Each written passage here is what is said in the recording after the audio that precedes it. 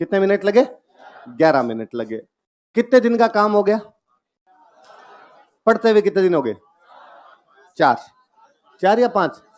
2 तारीख को लगा था ना, 2 3 4 5, अच्छा है हुई है ना, 4 दिन हो गए। मतलब 4 दिन का रिवीजन आप 11 मिनट में कर सकते हैं।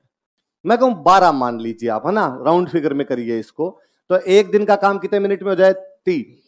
ये तब है जब मैं पूछ रहा हूं और आप बोल रहे हैं। यदि आप घर पे करें तो 1.5 मिनट में, आप अकेले करें बोल बोल के इसको, तो कितने मिनट में हो जाए? 1.5। मैं ऐसा अगले 10 दिन तक आपके साथ ये करूंगा। मैं 10 दिन तक आपसे आते यही पूछूंगा, और मैं 10वें दिन आपको बता दूंगा कि इधर जो टाइम है वो आज 4 दिन का 11 मिनट लगा है। आज आप कोऑपरेट नहीं कर पा रहे थे ढंग से, यदि आप ढंग से कोऑपरेट करेंगे मैं आपको गिनवा दूंगा कि 10वें दिन ये टाइम केवल 15 मिनट होगा। आप 10 मिनट का की 15 मिनट के अंदर कर देंगे, 1 मिनट का टोटल 1.5 मिनट के अंदर।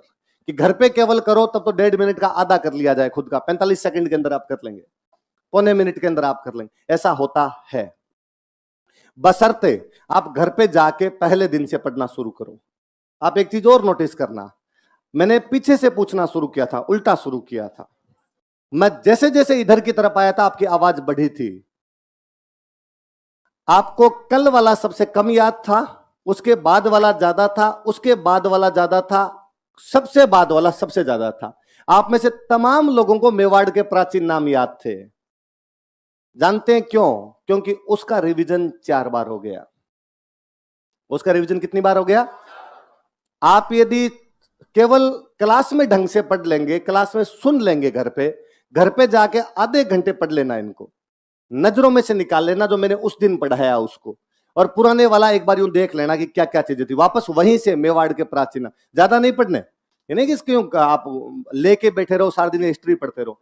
ये अपनी गारंटी है कि मैं जिस दिन खत्म करूंगा मैं बता दूंगा कि आपको सब कुछ याद है, पर आप डेली आके क्लास में जब मैं पूछूं तो ये साथ के अंदर सुना दे। हो सकता है आप में से कई लोगों को लगेगा थोड़े दिन बाद में कि क्या टाइम पास है, और आते ही शुरुआत के अंदर क्यों शुरू हो जाते हैं।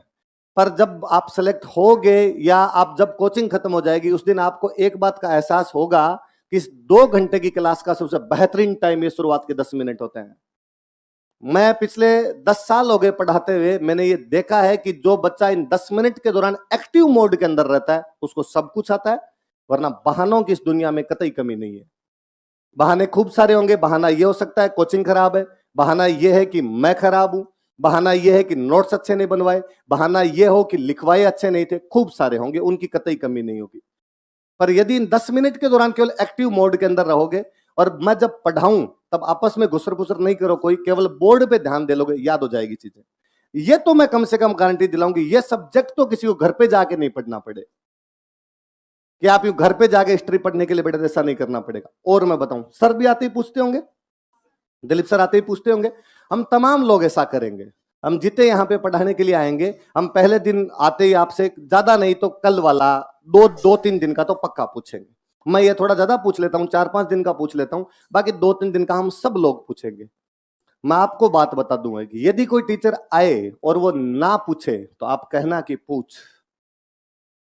30,000 रुपए जमा करवाए केवल इस चीज के, केवल लिखने के रुपए जमा करवाए ना, तब तो नोट्स आप पे नोट्स मिलते हैं 3,000 में, लेके चले जाना। ये वाकई 30,000 का मोल यदि लेना हो तो शोषण करना हमारा। हम कई बार कहेंगे देखो हमारे तो दुकानदारी है, हम कतई गुरु नहीं है, व्यापारी हैं, बहुत ढंग के हैं, पैसा कमाना जानते हैं बहुत अच्छी तरीके से। हम सोचेंगे कई बार कि ये बैच तो फुल हो गया, एक और बना ले। एक और कब बने? जब आप वाला सलट जाए, जल्दी सलट जाए, कोई बैच जल्दी सलटेगा तो हमारा एक बैच और बन जाएगा। इसलिए हम कई बार करेंगे कि छोड़ो रे, दिल्ली तो याद करवाता हूं, क्यों 10 मिनट खराब किए जाए, मैं याद नहीं करवाना। आप पकड़ना, जागो ग्राहक, आप ग्राहक की तरह रहना। मैं फिर कहूं कि गुरु शिष्य वाली कतई कोई संभावना ही नहीं है यहाँ पे, पूरे एकदम ग्राहक बने रहना। तो इस चीज के लिए तो कहना कि नहीं सर पहले पूछो बाद में पढ़ा लेना। इस चक्कर में मैं कहता हूं कि सिलेबस के अंदर एक पेज भले कम पढ़ लेंगे, पर यदि ये पूछा नहीं गया ना शुरू में, तो 10 दिन बाद आपकी हालत ये होगी कि सर आगे आगे तो याद होता है, पीछे पीछे याद नहीं रहता, क्योंकि आपके दिमाग के अंदर ये चीजें जानी बंद हो जाएगी जैसे जैसे आगे बढ़ेंगे हम। तो ये पूछने वाला थोड़ा सा एक्टिव मोड के अंदर रहा करो। और मुझे ये एसआई वाले बैचों से बड़ी निराशा होती है इस बात पे कि आप उतने एक्टिव रहते नहीं, थोड़े से पता नहीं क्यों इन क्लास में सुनाना नहीं चाहते, वरना आपके समानांतर उधर एक हमारे बैच चल रहा है आरएस का, छोटे छोटे जिलफ आते हैं, 12th किए हुए छोटे छोटे बच्चे एकदम फर्स्ट ईयर के अंदर गुंजायमान रखते हैं क्लास को। और मतलब वैसे है, मैं अभी आप चल लो, मैं उस बैच के अंदर मैं जाऊंगा आपके बाद में, और मैं यूं जाके कहता हूं कि कोई बच्चा जिसको पिछले 17 दिन का याद हो, 17 दिन हो गए क्लास लेते हुए, कि मेवाड़ के प्राचीन नाम से लेके 17 दिन तक कौन सुना दे, होड़ रहती है कि हम सुना दें। और वो ये कि आप मत पूछो सर, ये गलत है कि आप पूछोगे कि एक सवाल मेवाड़ के प्राचीन नाम, फिर तो कोई बता देगा, मुझे माइक दो, मैं मेवाड़ के प्राचीन नाम से शुरू करता हूं, लास्ट तक खत्म करता हूं। फर्स्ट ईयर के टाबर हैं।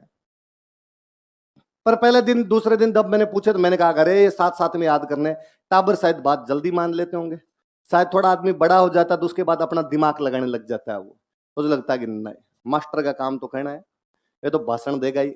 प्लीज ये बात मानना, मास्टर की तरह नहीं, बड़े भाई वाली तरीके से मानना, ये रिवीजन डेली कर लेना ताकि चीजें याद रहे। ठीक है, चलो आगे पढ़ते हैं।